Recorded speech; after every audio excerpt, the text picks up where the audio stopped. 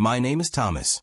The moment someone repeatedly threatens divorce as a weapon, they're teaching you exactly what you need to do, even if it takes years to listen finally. Before we get started, like the video and comment where you're watching from below. I'd been married to Chloe for 15 years when I finally said okay to her divorce threat and walked out of a marriage I'd been desperately trying to save for far too long. 15 years of tolerating disrespect, absorbing her anger, and staying for our daughter while slowly losing myself in the process. We met when we were both in our 20s, young professionals starting our careers in Denver. I was a civil engineer at a construction firm, and she was a bank officer at a regional bank. We'd met at a mutual friend's birthday party, started talking about career ambitions, plans, and discovered we had compatible goals. The relationship progressed naturally. Dated for 2 years before getting engaged and married in a modest ceremony with family and friends. We were focused on building financial stability rather than impressing anyone with a lavish wedding. The first few years of marriage were decent. We bought a small house together, both advanced in our careers, and worked as a team toward shared goals. Had our daughter Diana when we'd been married about 3 years. She became the center of our world immediately. We weren't perfect. Chloe had always had a temper, quick to anger, slow to let things go. She would get frustrated easily when things didn't go her way. But in the early years, those flashes of anger were manageable. We'd argue, cool down, move forward. As the years progressed, though, something in Chloe hardened. The quick temper became constant irritability. The occasional complaints became relentless criticism. The warmth between us cooled until there was barely any emotional connection left. And she developed a pattern that became the defining feature of our marriage. Threatening divorce whenever we had a disagreement. It started around year 7 or 8. We'd argue about something. And when I try to explain something I find uncomfortable, she'd escalate immediately. She said we should just get divorced if I wasn't happy. Perhaps we weren't meant to be together, and we'd be better off apart. The first few times she said it, the words devastated and disarmed me, leaving me unable to complain any further. It felt like the foundation of our marriage was cracking. I'd immediately try to de-escalate, would tell her we shouldn't say things we'd regret, and would work to smooth over whatever conflict had sparked the threat. She'd calm down eventually. We'd move past it. Life would continue. But the pattern repeated. Every argument, every disagreement, every time I expressed dissatisfaction with something, she'd threaten divorce. Since she figured this was my weakness, it became her go-to weapon. The thing she'd deploy to end conversations she didn't want to have. The nuclear option she'd use to shut me down whenever I tried to address problems in our marriage. And I kept absorbing it, trying to maintain peace, and kept prioritizing keeping our family intact over addressing how dysfunctional our relationship had become. Part of my determination to stay came from my own childhood. My parents had fought constantly when I was growing up. They had bitter arguments filled with resentment and blame. They divorced when I was 7. Thinking it would solve everything. It hadn't. The divorce had just replaced one kind of misery with another. I'd been shuttled between 2 households, caught in the middle of their ongoing hostility. My mother had started dating someone new within months, a man who resented having her kid around. I'd endured years of subtle and not so subtle mistreatment from him, while my mother looked the other way. That experience had marked me deeply. Made me believe that staying in an unhappy marriage was better than putting a child through divorce. That I could endure whatever dysfunction existed between Chloe and me if it meant Diana grew up in an intact home. So I stayed, tolerated the emotional coldness, absorbed the constant criticism, and swallowed the divorce threats over and over while trying to be the parent our daughter deserved. But Chloe changed even more dramatically around year 11 of our marriage. She started staying out late frequently without any reasonable reason. She would come home late, sometimes after Diana was already asleep. Her behavior felt like she had emotionally checked out thoroughly from our marriage. Conversations became purely transactional, focusing on household logistics, nothing deeper. Her tone when speaking to me was consistently impatient. I tried to bridge the widening gap between us. Suggested date nights, she'd agree reluctantly, then be on her phone the entire time. Bought her small gifts for no reason.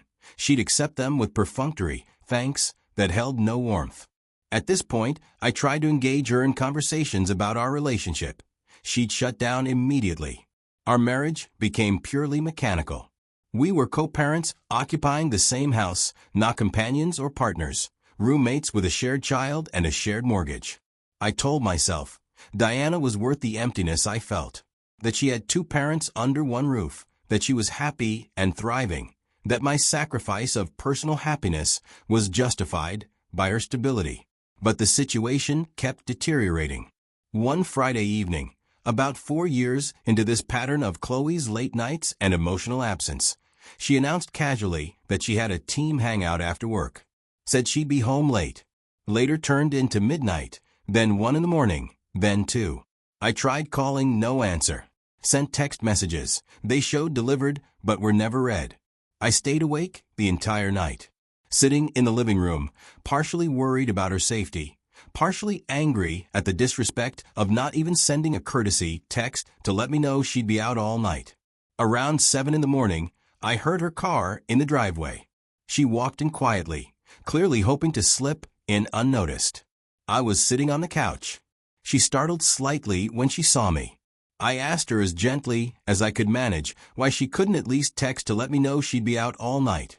Pointed out that I'd been awake, worried, that common courtesy required communication. Chloe sighed heavily, like I were being unreasonable. Told me she was an adult who didn't need to seek permission about where she went or when she came home. That word, permission, stung in a way she probably intended. She was framing my request for basic consideration as controlling behavior, making me the problem for expecting respect. I didn't shout or argue further. I just walked away. Over the following weeks, I withdrew emotionally. Stopped trying to engage Chloe in conversation beyond necessities. Stopped attempting affection or connection. Just focused on our daughter, Diana, and my work. Chloe acted like nothing was wrong. She would be pleasant around our daughter, Diana, smiling and engaging with her. But when it was just the two of us, the coldness remained. The silent treatment I gave her didn't seem to concern her at all. One evening, about a month after that all-night absence, Diana approached me quietly while I was in my home office. She was 11 then, perceptive enough to sense the tension even though we tried hiding it. She asked me if her mom and I were fighting. I forced a smile and told her no, we weren't fighting. She looked unconvinced but didn't press further. Just hugged me and went back to her room. That moment broke something in me. The realization that Diana was being affected by the dysfunction that Chloe and I were maintaining. That staying together for her sake might actually be harming her more than helping. But I still didn't leave. Still told myself that an intact home, however dysfunctional, was better than divorce. About a month later, Chloe repeated the same pattern. Friday night, she claimed she was going out with colleagues, and disappeared until the next morning. This time I didn't text or call. Just waited. She walked in around 8 on Saturday morning. I'd been awake for hours, sitting at the kitchen table with coffee. I told her calmly that this pattern couldn't continue. That disappearing overnight without communication wasn't acceptable. That she was married, not single, and marriage required basic respect and consideration. Chloe stopped mid-step into the kitchen. Her expression shifted from defensive to angry in seconds. Asked me if I was trying to control her movements now. Whether I thought I could dictate where she went and when she returned. I stayed calm. Told her I wasn't asking for control. I was asking for respect. For the basic courtesy of communication that any partner deserved. Her voice rose. Said that if things had gotten to this point, maybe we shouldn't be married anymore. Maybe it was time for a divorce. I looked at her for a long moment.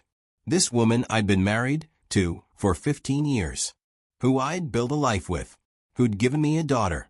Who'd just threatened divorce for probably the 100th time over the course of our marriage. And I felt nothing. No fear of losing her. No panic about the marriage ending. Just exhausted acceptance. I said simply and quietly, "Okay." Chloe's expression shifted to surprise. She'd expected me to do what I always did, back down, try to smooth things over, plead with her not to say things like that. Instead, I'd agreed. Had called what she'd assumed was a bluff. She scoffed. Probably thought I was the one bluffing now. Turned and stormed out of the kitchen, went to our bedroom, and slammed the door. I sat at the kitchen table for another hour. Felt this strange calm, like a decision that had been pending for years had finally been made. That evening, while Chloe was in the shower and Diana was at a friend's house for a sleepover, I packed a bag. Just clothes and essential toiletries. My laptop and work materials. Got in my car and drove to my parents' house across town. They still lived in the same house I'd grown up in, about 30 minutes away. I showed up at their door around 8 in the evening. My mother answered, looking surprised to see me with a duffel bag. I told them I'd left Chloe and that the marriage was over. I needed a place to stay for a while. My parents didn't pry. My mother said quietly that she'd always known I was trying too hard to hold things together. That night, I slept better than I had in months. Maybe years. The absence of tension, of waiting for the next argument or the next divorce, threat, felt liberating. The next day, I didn't call or text Chloe. Didn't explain where I was or when I'd be back. I let her experience the same lack of communication she'd given me repeatedly. By evening, she texted me, asking where I was, whether I was seriously going to act childish about this. I didn't respond. She called multiple times. I let them go to voicemail. The silence clearly unnerved her. For the first time in our marriage, I wasn't scrambling to fix things, reassure her, or de-escalate the situation. Days passed. I stayed at my parents' house, went to work, and maintained my normal routines. Just didn't go home. Chloe's texts shifted from annoyed to confused to concerned. She wasn't used to me actually following through when she threatened consequences. A week after I'd left, I consulted with a female divorce attorney recommended by a colleague who'd gone through his own divorce. I met up with this attorney and explained the situation. She asked if I was sure about the divorce. I told her I was completely sure that I'd spent years trying to save a marriage that only I wanted to save. That I was done. She prepared the paperwork. I reviewed and signed everything. She filed with the court. About 10 days after I'd left our house, a courier delivered the divorce papers to Chloe. She called me immediately after receiving them.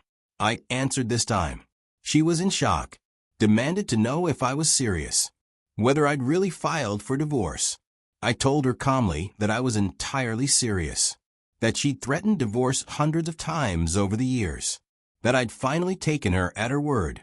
She started backtracking, said she'd never meant it, that it was just something she said when she was angry, that I knew she didn't actually want a divorce.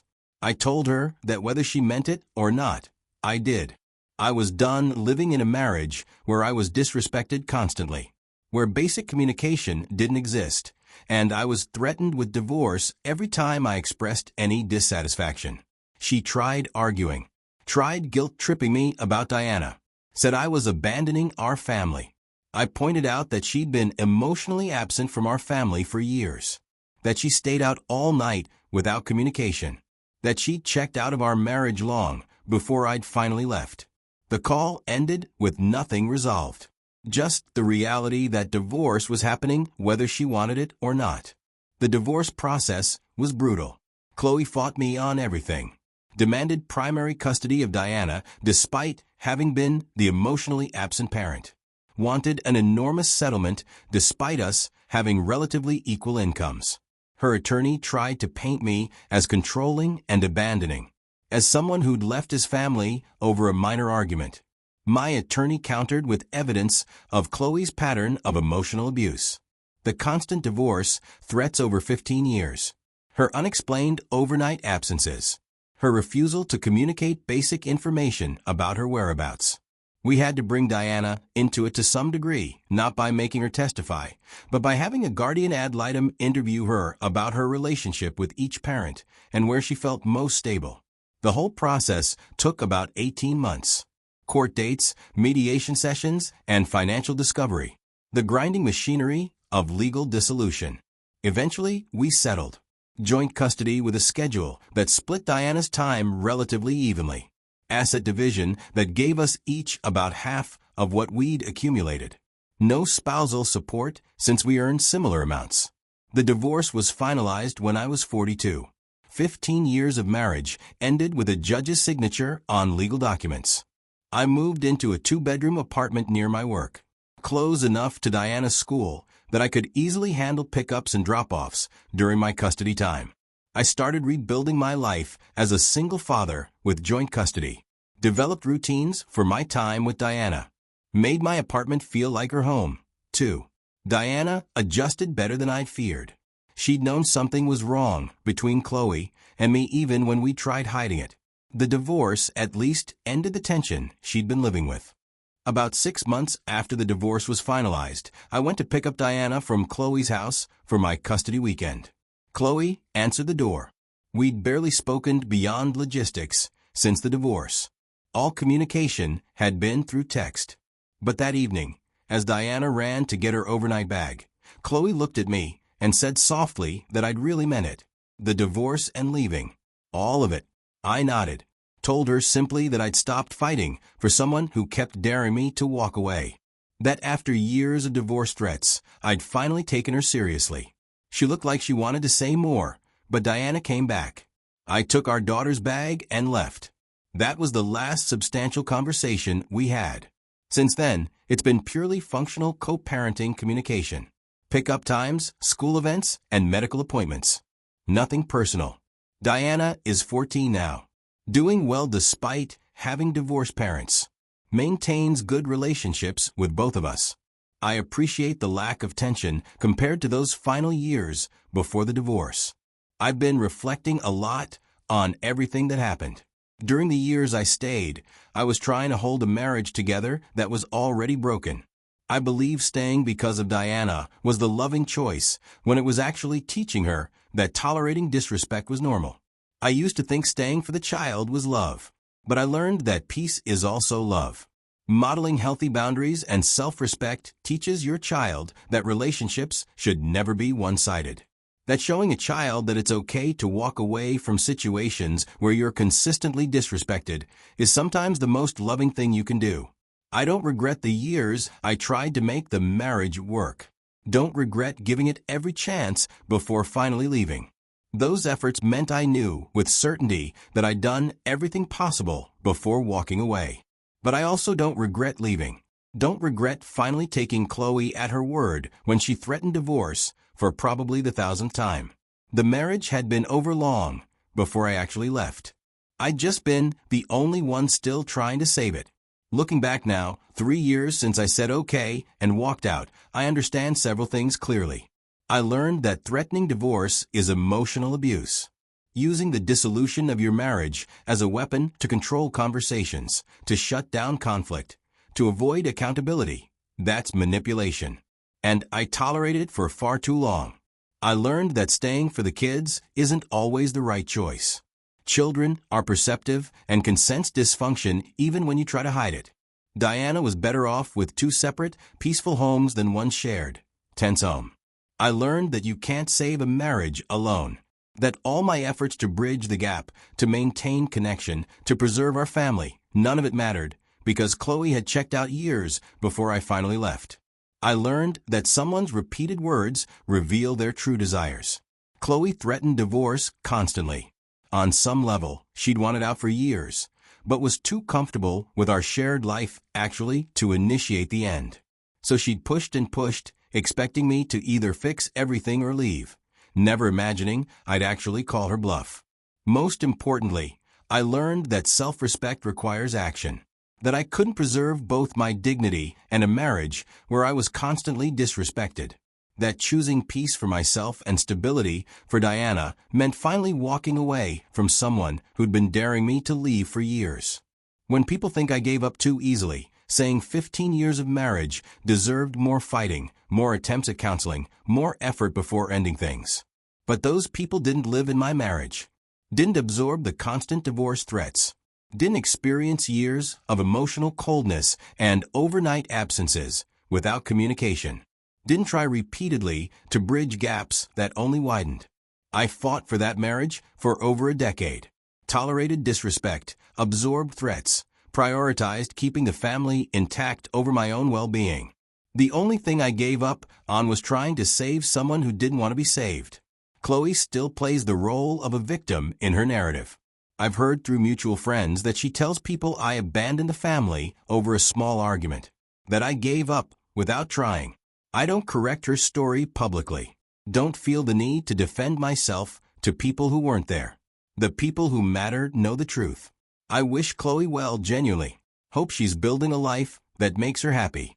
Hope she's learned from our failed marriage. But I don't miss being married to her. Don't miss the constant tension. Don't miss walking on eggshells, waiting for the next divorce threat. Don't miss feeling alone while technically being in a relationship. I miss the idea of what our marriage could have been.